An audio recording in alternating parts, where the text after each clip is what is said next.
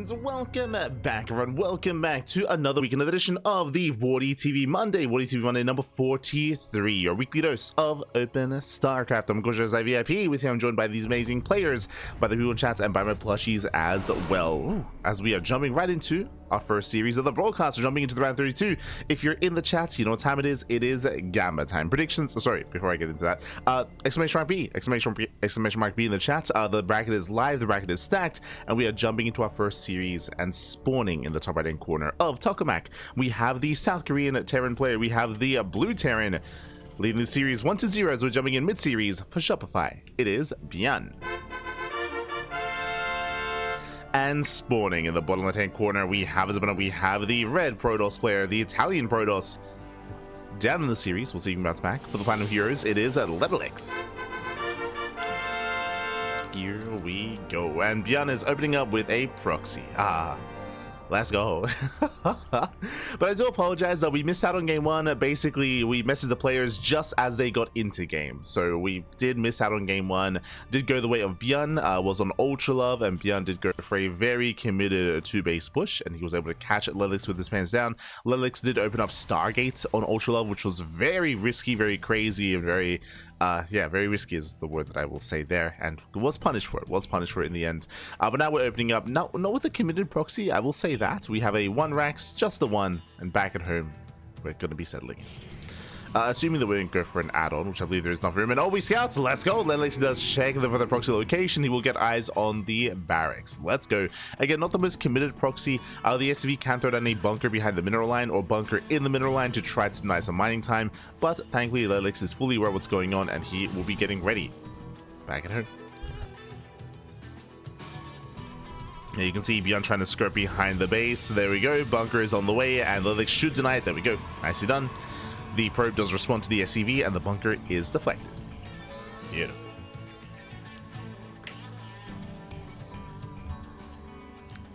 Beautiful. Oh, yeah, as it is Gamba time. Predictions are open as we speak, so place your bets while you can. It's a little bit lopsided just because ByuN already has a lead in the series, of course. And ByuN is the favorite player. But regardless, let's go. As the Reaper so far gets one, gets two. Oh, no, surrounded. Let's go. Does get surrounded. ByuN getting a little bit too cavalier, getting a little bit too frisky here in the middle line. Does get caught out. So nicely done there by LetaleX. Still lost 2 probes, but at least does get us around on the Reaper. As we have a second Reaper that did pop out, and ByuN back at home is expanding. Factory into expand. Standard follow-up here out of ByuN. And we'll see if we can get some more damage done here. So far, pegs in.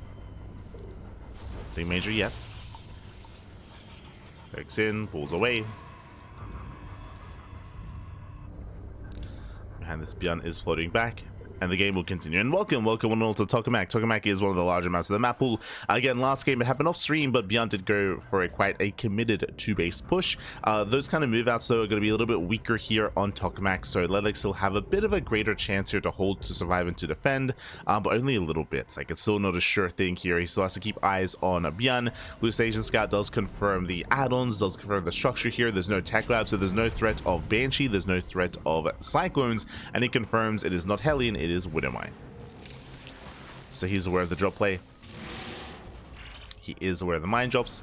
It's going to be up to LetaleX to get in position to defend against the mines back at home.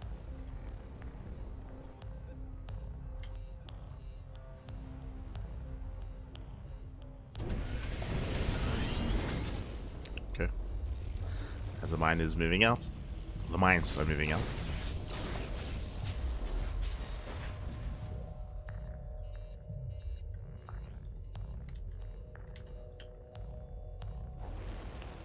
Boosting in towards the natural. Towards LetaleX. So far we have the Stalkers here and the main. They're getting ready for the drop. And there's one Stalker at the natural base. It's going to be forward. Mine's quite a committed drop here from ByuN.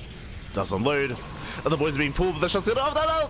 shoulders go off, and whew, thankfully does pull away in time. Meanwhile, 2 more mines. No, he doesn't pull away in time. 7 probes go down, and 2 of the mines are saved.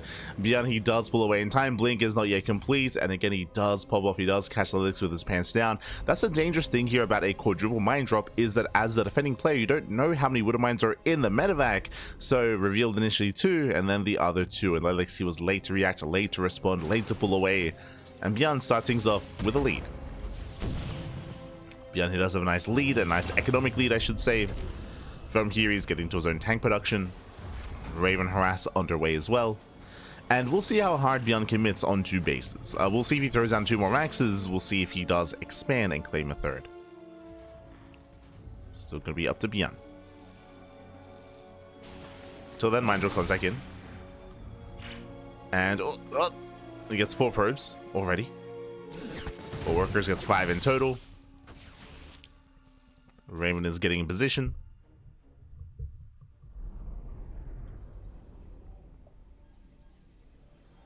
And upgrades are on the way.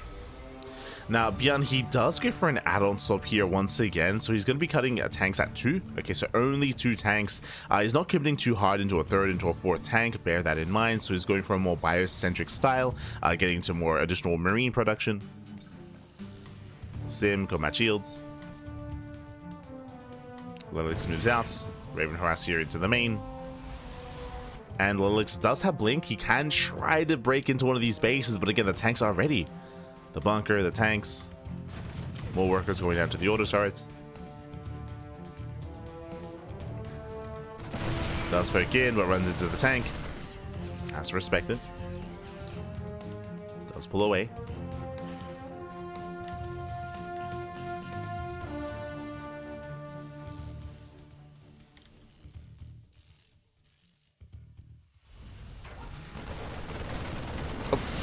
Does go. Oh my god, the whole pickup, Jesus.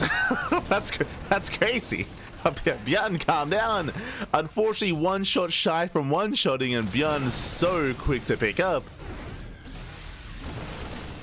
And with that, ByuN, he breaks out. Yeah, that was crazy, by the way. That's insane. Getting caught out a little bit here. And he may lose the medevac. Never mind, medevacs, they pull away in time. Then he does push across the map, catching out more stalkers, and this may just end things here. LetaleX will have to defend. Charge is on the way. Prism moves out across the map, but we do need defensive warpins back at home. He's going to have a couple of force fields, and thankfully there's only 1 tank. Remember, the other tank was kept back at home to be repaired.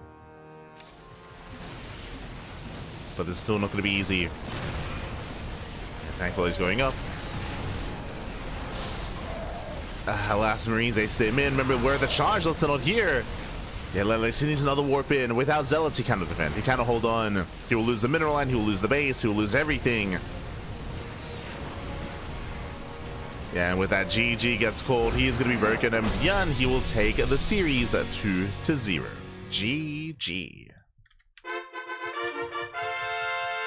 GG, well played. Again, ByuN, he was able to snowball out of control. I would say that the early game was okay for LetaleX, but he did lose a lot of workers to the mine drop. I mean, that was brutal. He lost so many probes to the initial mine drop and to the follow-up mine drop and to the auto turret harass as well. That did set things up for success for ByuN. Likewise, you saw that LetaleX, he just wasn't able to get into charge lots in time. He was banking some resources, but looks like he was maybe missing some warp-ins there to try to muster up the defense.